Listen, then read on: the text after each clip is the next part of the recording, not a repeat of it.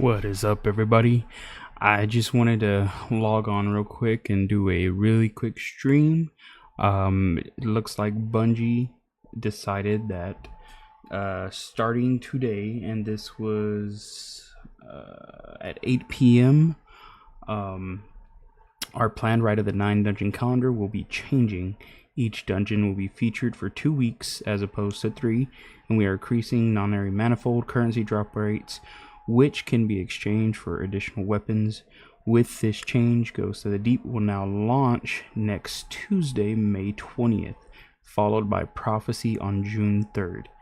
Now, that's great. That's awesome.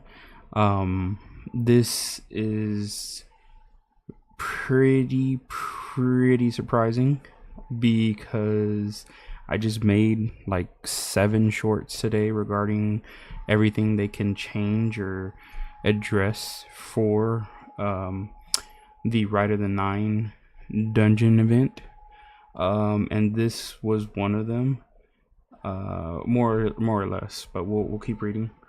Alongside the above change, the second week of a given dungeon will also feature increased weapon drops, where rewards can drop from any enemy defeated during your dungeon playthrough. Hollow foils are included in this as well. That's awesome, because my idea was that they just include base weapons at least, and then when it's the featured dungeon, then you do increased rewards. But this is a plus. This is a W. Continuing on, for this week, we are rapidly working on an update that will turn on increased weapon drops and Inspire the Watcher until Ghost of the Deep becomes the featured dungeon next week. We'll let you know when that's deployed. Okay, great. And then starting on June 17th, all Rite of the Nine dungeons will be available to play at any time on any difficulty, and increased currency drops will be active for all 3 dungeons. Each week, a featured dungeon will have increased weapon drops. This will begin with Spire of the Watcher on June 17th, followed by Ghost of the Deep on June 24th, and ending with Prophecy on July 1st. Which, that's great. And then on July 8th, a Ludapalooza will begin. All 3 dungeons will have all rewards bonuses enabled for the final week of episode Heresy, alongside a new way to spend your non-area manifold currency. We hope this gives all Guardians ample time to hunt for holofoils and adepts as they prepare for the Edge of Fate's launch on July 15th, which massive change. That is amazing. And that's what I was saying in my shorts that they needed to do. They needed to do something that was going to bring new players and old players alike into this event, make it worth grinding, and that's what they did.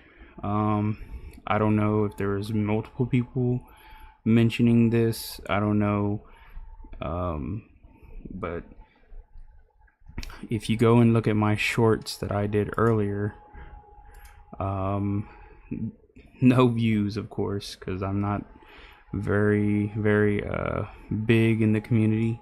I'm still growing, but a lot of what I was talking about is a lot of what they put into this.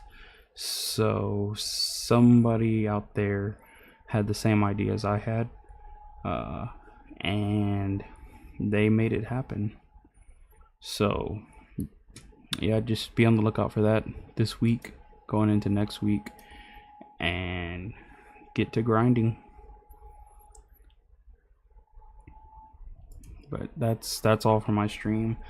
I just wanted to get on for just a few minutes, and then to address this and just kind of get this info out there. So yeah, check out my shorts. This was at 8 p.m. and all of my shorts that I put out were let's see, my videos, my shorts.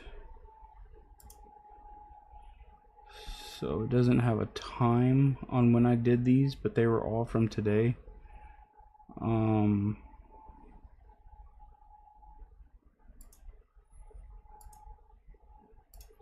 See if there's a time on here anywhere.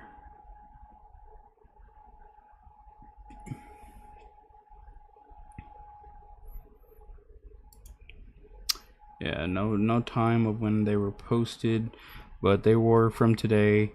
And it was well before this got posted. So yeah, someone was on the same page as I was. But yeah, check out the shorts, check out my ideas I had, and then look at the